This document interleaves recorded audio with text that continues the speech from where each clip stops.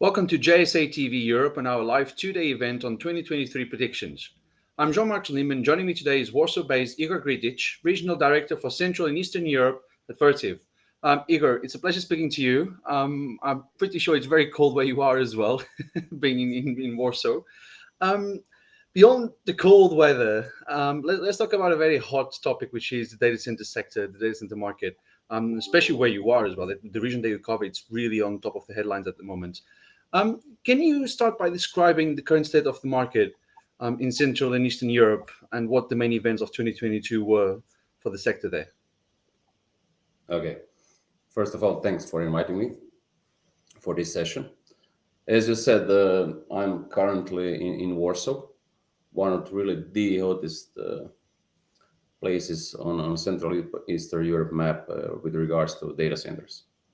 So me personally, I'm responsible for Vertiv business across the CEE.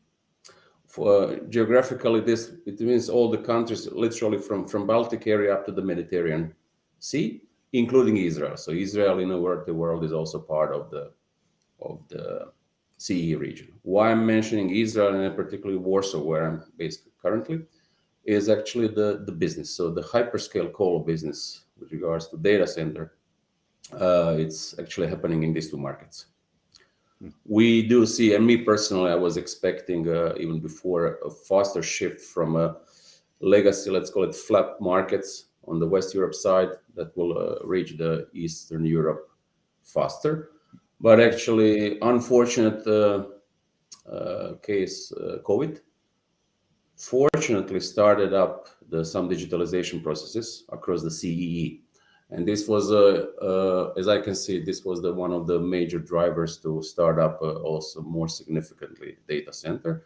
I would say also the capacities on the West Europe part, either they were suffering, maybe there was some challenges in terms of new electricity capacities or even space. So all those elements were driving a shift of the capacity to East or the Central Eastern Europe part. Beside that, the Central Eastern Europe countries, in some analysis saying that these guys are digital challengers. So definitely the digital infrastructure and digitalization as such in CEE territory is boosting and booming last 2 years. And all those aspects actually driving the data center business, data center industry in the region to grow. At the beginning, I said Warsaw and Israel, but we do expect that some other CE countries will start booming on a data center on a bigger scale than now. Yeah, I mean, it's been fascinating to watch the change that's been happening in that region because, like you said, it used to be the flat markets, and now we hear so much about Warsaw, Zagreb. Estonia is also becoming very big, especially with digital Estonia and all the digital work that goes on with the governments up there. So, as you go into 2023, what do you think will be the main developments in the region beyond Warsaw and Israel, for instance? What's going to be the big surprise within Central Eastern Europe next year? So next year, you already mentioned one country. It's actually my hometown. I'm originally from Zagreb, Croatia. So yes, Oh, Zagreb, Croatia, we see one of the spots definitely.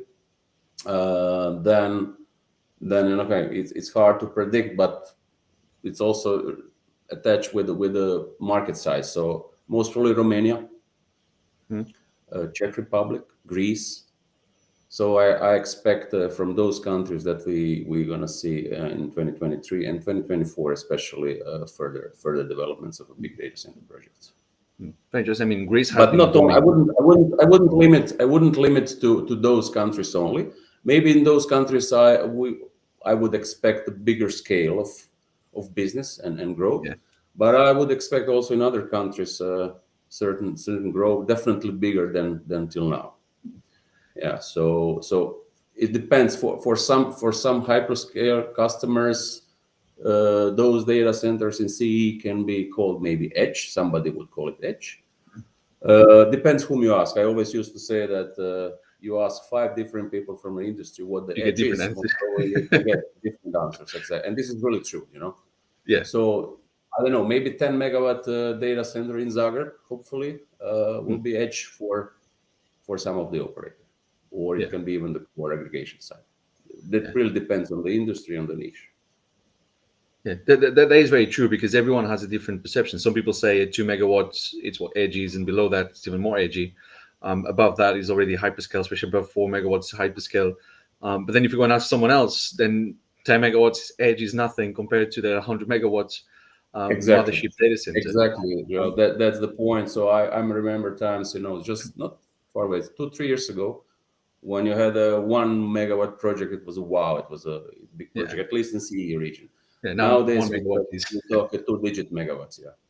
yeah. No. I remember. I mean, this debate about edge has been going on for a very long time, and Vertiv has Yeah. been very active with it. I remember when Giordano released the study. This was in 2017, 18.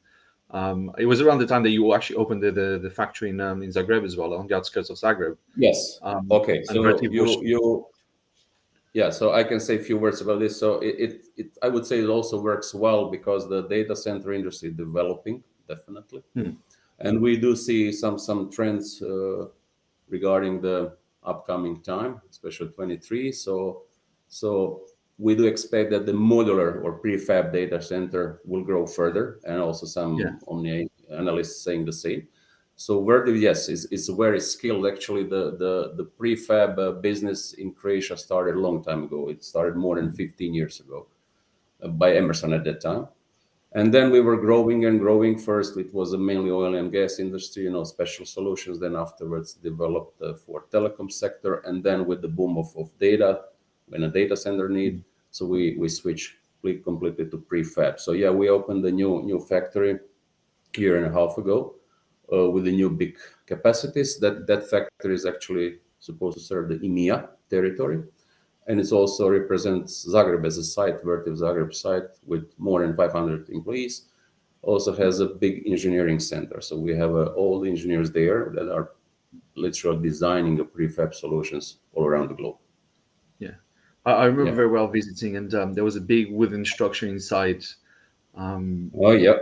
Oh yeah. Yeah, Yeah. So yeah, it's we are really proud on this, and I would say, and I can say that the business is really running well. So we grow year on year on this aspect, and we also see that before prefab solutions were mainly for territories where maybe infrastructure was missing. This was the somehow the go to market. But then lately we see, when I say lately, I mean the last 2, 3 years, we see that even the very well developed, even western parts of Europe actually have a need for prefab data centers. Several issues. Why? Definitely you have scalability. You can build and then pay afterwards as you grow. You have a opportunity, so you reduce the complexity of installation because majority of the job is done in the factory and you just go on site and power up. So it's a very reliable process. So you actually take care that you have many installation issues on site, as usually it is when you build a data center. While in let's say control environment in a factory, when you produce the prefab solution, it definitely gives you the benefit. okay. I was going to maybe ask around supply chain because that's something that we still talk a lot about, and it Yeah. will still last another couple years probably. How are you kind of navigating the supply chain delays that everyone is experiencing? Yeah, so this is the topic that I would say all industries and all companies are experiencing lately. So I would say Vertiv, definitely last year we did have some challenges, but I would say after a while Vertiv took control on this. So of course we went for some maybe new suppliers, but overall I would say we're managing this supply chain issues as a company very good. And of course, this is something that is influencing lead times. Considering the typical lead times in our industry, I dare to say that Vertiv stands pretty good. So we have a strong and good lead times considering the environment and where the whole industry is right now Yeah. at this moment. It was interesting because halfway COVID, you started opening factories around the world to kind of downgrade a little bit of the pain of the supply Yes, chain. that's There was also how we managed to compensate the risk, to maybe open up the factories in different parts of world and literally to mitigate the issue with the supply chain. Okay, so when you look into next year, because we are 2 weeks away from next year, so it's right around the corner. Yep. What would you say are the biggest opportunities in the region that you cover for both Vertiv and the development of the data center industry? The biggest opportunities for next year in CEE region, as I already mentioned, is actually I see the show up of big hyperscale investors, or let's say big colo investors, and some of them already existing here, especially here in Warsaw, but some of them are actually entering new countries. And so I really expect for next year some of the key investments on the southern part of the Central Eastern Europe. Okay, so of course we mentioned Israel, Warsaw, Zagreb, Estonia. What's the one place that no one is Romania as well? What's the one place that no one is talking about? You think next year will start grabbing some headlines? A country, a city that no one is talking about? Hard to say, but if I have to judge, I believe I have to mention one country and city that I believe it has a really good and strong potentials to grow. That's Bucharest, Romania. Bucharest. Yeah. Okay, that's interesting. It's coming up sometimes, not often, but it's starting to come up. So that'll be interesting to see. Yeah. Especially I think because of the And relation. not to underestimate, definitely Greece, Athens. So it's already some developments there. It's ongoing. So not to definitely to mention. Yeah, Greece is quite big. I mean, already quite as a market. Yes. I think And Bucharest will be interesting good to see. location, connectivity towards different continents. All these aspects are taking the part in decision. Yeah, Bucharest will be interesting to see if they kind of repeat what Vienna did and build the bridges between the west and the east of Europe. Exactly. Slightly cheaper than Exactly. Vienna, I assume as well, land and power Exactly. wise. But also a bit more complicated on some other stuff government wise. But Igor, I was just going to ask if people want to reach out and learn more about what you're doing in Vertiv and especially the Central Eastern Europe region, where can they go to? Who they can reach out to? So definitely they can reach us through our social medias. They can reach also through our webpage. So each of the interested party can find there for particular country can find contact. So they can easily get in contact with the Vertiv representatives or Vertiv directly, and then we drive the things further. Okay. And then last question: if you had to describe how you're feeling about next year, industry-wise, in one word, what words would you use? Excited. Excited. Okay. I'm really excited. No, I'm really seriously excited because this let's say shift and introduction of big hyperscale customers into the CEE territory. This is me personally waiting for this for the last couple of years, and I see finally now it's coming. It is definitely a moment in time, and I think it's Europe and even across the world. The sector really is going through a moment in time, which is quite fascinating to see. I mean, It's a good industry to be, I would say. yeah, still a small global community. Yes. Igor Grdic, thanks so much for talking to me, and thank you to our viewers for tuning into JSA TV Live. Don't forget to check our social channels for more content. Until next time, happy networking. Thank you.